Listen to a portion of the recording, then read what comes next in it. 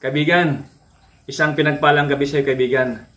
Kaibigan, kung ikaw ay naghahanap ng kape na mababa ang sugar content o kaya yung tinatawag na low carb na kape, ay susubukan natin i-review itong Moringa, Mangosteen, Stevia ang kanyang ginamit na asukal, no?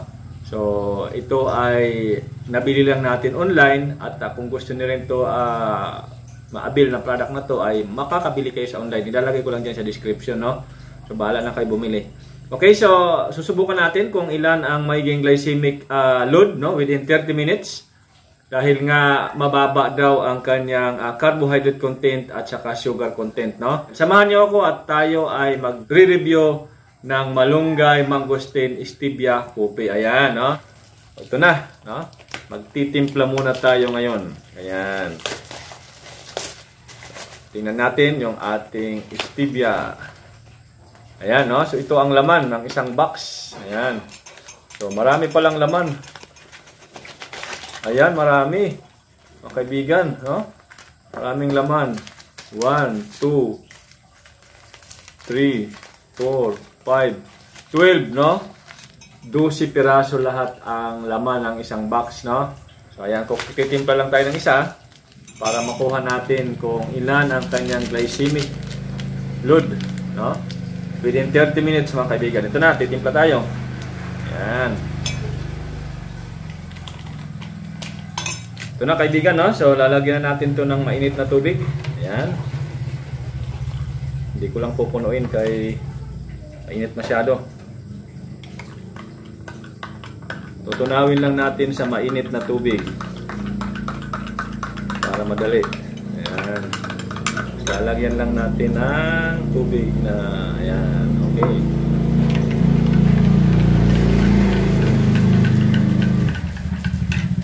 Yan mga kaibigan, bago natin inumin, magsusukat muna ako ng aking blood sugar para malaman natin kung ilan ang aking blood sugar ngayon. Ito na, ito na.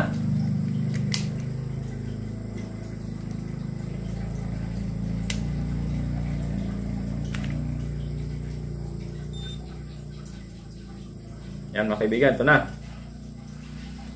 Kita ba dyan? Okay.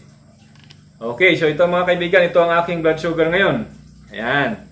100, eksakto 100 mg per deciliter mga kaibigan. Dahil yan sa pag-inom ng spirulina, ganoderma, spirulina at saka stem cell therapy. Ayan, umiinom po ako ito para sa aking aortic stenosis, no? Kahit man lang papano ay matulungan magtrabaho ang aking puso, no? So ito ang ating ginagawa, stem cell therapy, DNA at saka anti-inflammatory. Ayan. Ito na.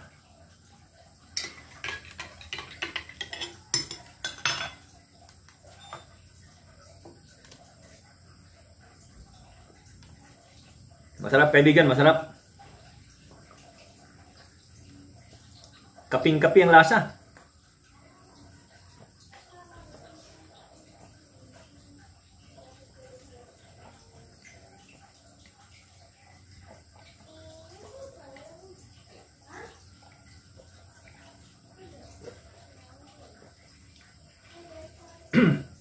Yan mga kaibigan, naubos natin.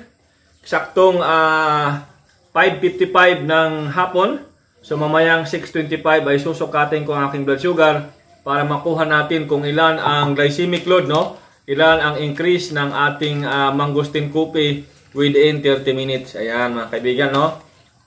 Sa mga nahihirapan pa rin sa problema ng diabetes mga kaibigan, advice ko lang or payo ko lang sa inyo, kung kakayanin nyo, wag na wag kayong kakain ng kanin. No? Humanap kayo ng ibang alternatibong pagkain na magbibigay sa inyo ng tamang nutrients na kailangan ng katawan, no? So itong spirulina po ay talagang nagbibigay ng maraming nutrients, essential nutrients na kailangan ng ating katawan, no? So kahit papano ay kung hindi ka na iiwas ka na sa pagkain ng kanin, dito muna kukunin ang iyong mga nutrients, no? Dahil nga importante talaga na sa maniwala kayo sa hindi, may pakinabang talaga ang mga supplement, no?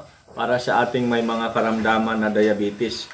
Alam nyo kasi ang problema naman sa diabetes ay hindi mo kaagad makikita, no? Sa katagalan, doon pa lang. Dahil nga ang daming komplikasyon na pwedeng dumating sa ating katawan. Unang-una na dyan, yung ating tinatawag na foot diabetic, no? Yung maaari tayong maputulan ng paa dahil sa ang nutrients na kailangan nating katawan mula sa ating kinakain ay hindi na nakakarating ng maayos kasi nga malapot ang ating dugo dahil diabetes tayo. Kaya nahihirapan yung mga nerve, no? Mag-absorb, magdala ng nutrients papunta sa ating paa. Kaya ang tinatamaan sa atin ay ang ating paa. Pangalawa, yung ating mata, no? Yung tinatawag na retinopathy. Retinal, ang tinatamaan naman na nerve yung ating retinal, no? Sa mata. Dahil nga, sabi ko sa inyo, malapot talaga ang dugo ng diabetes. Kaya tinatamaan yung mga nerve papunta sa ating mata. Pangatlo, yung ating kidney. No? So, pagka malapot ang ating dugo, mahirap talaga nagtatrabaho ang ating kidney dahil doble ang kayod nun. No? So, hindi mo pa naman nalalaman na may sakit ka na pala sa kidney. No? Dumadating lang sa punto na ang finding sa'yo ay for dialysis na pala. No? 40% kaya pa. Pag 10% na lang ang function ng iyong kidney, sigurado na yan na kailangan mo lang mag-dialysis twice a week, no? 6,000 per session yan. 4 hours na ginagawa yun, mga kaibigan. So, importante talaga na maingatan natin, maiwasan natin mapunta sa dialysis, no? Dahil napakahirap ang gastusin nun. Maliban pa doon, yung siyempre masakit yun. Hindi mo lang nararamdaman sa ngayon dahil hindi mo pa nararanasan. Pero pag nandun ka na sa punto na i-dialysis ka na, yung 4 na oras na paghihintay, no, ilalabas ang dugo mo at ibabalik sa katawan mo, ay talagang mahirap, no? So, ingatan nyo lang po sa pamamagitan ng pag-iwas ng carbohydrates o yung tinatawag na glucose. Ayan, glucose talaga ang salarin sa ating mga diabetes. Pwede ka naman uminom ng may asukal, yung sucrose. Pwede ka rin kumain ng prutas, yung fructose, no? Pwede ka rin uminom ng gatas, yung lactose. Pero dahan-dahan lang. Limit lang. So yan mga kaibigan, hintayin natin yung 30 minutes para makuha natin yung glycemic load, no, ng mangosteen coffee na to. Dahil marami tayong nakikita mga advertisement na maganda daw. So ngayon malalaman natin mga kaibigan, wala akong kinalaman dito sa kape na to. Ang sa akin ay nire-review ko lang para sa kaalaman nating lahat ng mga diabetes kung pwede ba talaga ito sa atin. Okay? So, ayan, hintayin natin yung 30 minutes. Ayan, mga kaibigan, naka 30 minutes na tayo, no? Ayan, so, 6:25 na ng hapon, ng gabi na pala, no? Sorry. So, ito na, susukat na tayo. Malalaman natin yan, mga kaibigan, kung ilan ang aking blood sugar. Ayan.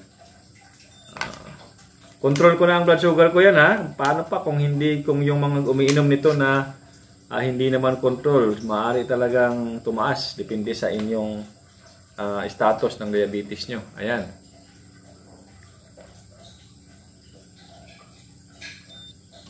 Okay, mga kaibigan. 151. So, 51 mg per deciliter yung kanyang load, no? Within 30 minutes. Ayan. So, pwede naman, pwede naman siya once a day. Ayan. Tuwing umaga lang.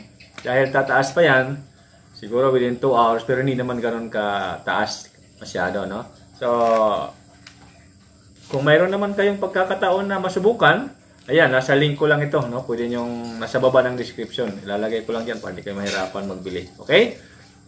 Salamat sa inyong suporta at panonood at patuloy nyong subaybayan ang ating channel at paki-subscribe na rin, no? Doon sa mga hindi pa nakapag-subscribe. Maraming salamat.